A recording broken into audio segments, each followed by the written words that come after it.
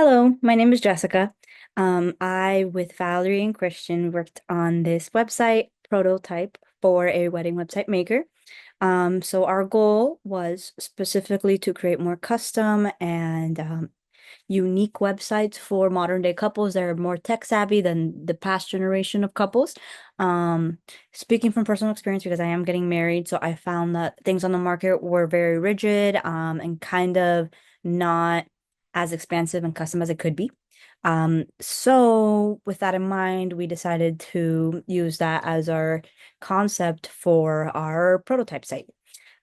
So we first started off with the mood board. That was one of my contributions. So here we picked our color scheme. We decided we wanted to go with simple, like black and white icons. And then here we decided kind of the drag and drop feature that you'll see implemented later in our prototype, that we wanted a hex code reader so it can so people can specifically pick their colors, and then the increasing accessibility portion of our site comes from the multiple languages feature. Obviously in our prototype that's not functional. However, in the future it would be something where a user could have their guest also of different languages also understand, making it more inclusive to their guests. So from that mood board, we started working on the flow chart, and from there, we decided how we wanted the page to flow. So first we wanted an introduction page, then a login page, and then just regular preset selection, and then customization of the languages. And then there, just editing framework, and then saving the project would be like the end of the interaction. So from that flow chart, which is we changed things later on, but from that flow chart, we did the wireframe, which Christian will be showing you later. But from there, we did the prototype. The prototype is something I specifically worked on with off of Christian's wireframe. So I implemented a little bit more of the design choices that we made in the mood board, and then you just start the process. You could start some settings here, or you can go straight here to the login. I'm gonna go straight to the login just because for time's sake, but this link will be available so you guys can also click through and look. But you just click login, and then it'll take you straight to the website. And then you click add element first, and then you click an element and it'll add it, and you just keep doing that. You can add element and click, add element, click, and then that way you can basically build a website. We achieved that effect with Figma. Um, so you could see here all of our flows, so how every page connects, right? And then, so specifically here, you can see that all of those features are overlays. So it's for the effect, right? In theory, we would have it actually drag and drop later on down the line, but for now, it really worked well for the idea that we wanted to convey of a custom site.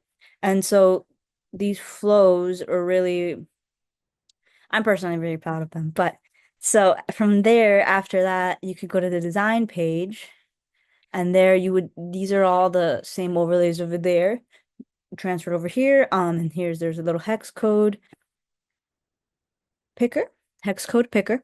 And then here you could also, there's a font menu and then a font size menu, just adding to the level of customization that is not present in current website makers. And then the same setting page that you could also do in the initial setup. You can add or remove a language. And you finalize the settings. If you save the site, it'll say your site has been saved. If you preview, it'll show you like a faux website. So this, in theory, would lead to the preview of their site.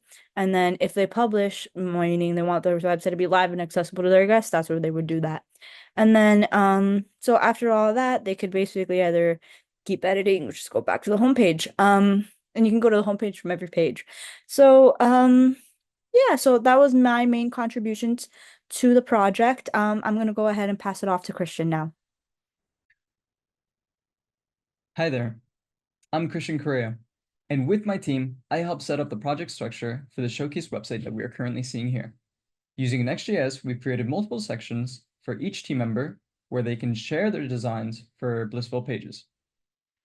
Aside from that, I also created the storyboard section where you can meet our theoretical soon-to-be wed couple, Emily and Jack. They are looking for their perfect wedding website maker, but are having little trouble finding one that suits all their needs. until they come across Blissful Pages, which in the end caters to their many customization needs. And here on this tab is where we designed the wireframes for Blissful Pages using Figma. As you can see, this is the home page, this is the login page, this is the first time setup page, and this is the website editing pane where the user creates their website. And as you can see, we have a build and we have a design mode. After seeing the prototype earlier, you can really see how like the wireframes kind of inspired the prototype. And those are my contributions to this project. Thank you, and now I introduce you to our third partner and valued team member, Valerie. Thank you, Chris, so much for that introduction. Now, you may be asking yourself, what about the future of this prototype when it is launched as a website? Well, my name is Valerie, and I'm here to talk to you a little bit about the statistical analysis we did regarding the future of Blissful Pages. First thing we did is we sent out a survey to 63 participants to ask them the following questions laid out right here about what they liked about certain features. As a result of the questionnaire that was sent out and the responses we obtained, we were able to perform a null hypothesis and the alternative hypothesis, which I will show you here. Our null hypothesis is the following. Offering better or helpful features will not change how many people will want to use the site in the future. And our alternative hypothesis is that offering better or helpful features will increase how many people will want to use the site in the future. Then we conducted some hypothesis testing by first creating a multi-regression model, which you can see below here. And then we did an ANOVA table to be able to test the significance of our model to be able to do proper hypothesis testing. As can be seen here, we have a very low mean squared error, which is good, which means that there's not a lot of problems with our model. Not only that, but notice this number here. We have a significance of much less than 0.01, which is a much smaller number than our alpha value of 0.05. In statistics, that means there's a statistical difference. Therefore, we may reject the null hypothesis and we may accept the alternative hypothesis, which is that better/helpful features will increase the amount of people who will want to use Blissful Pages in the future. Now, I'd like to show you some of the details of the analysis. Here we have a scatter plot of the model. We see that it is very scattered around. It is very difficult to form a clear model. Therefore, there are probably many outliers or the model needs to be reduced. To be able to further analyze and determine which of the two it is, we plot out the box plots for each of the variables to look for outliers. Here you may see all the box plots for each of the variables. As you can see throughout the box plots, each box plot contains between 2 to 3 outliers. Therefore, we may conclude that either we need more participants in our surveys to be able to have a better model, or we need to reduce the amount of variables in our model. If not, we are going to have a skewed data set. Next, to be able to analyze which variables are most connected to our future variable, right? Which is how many people will want to use this website in the future.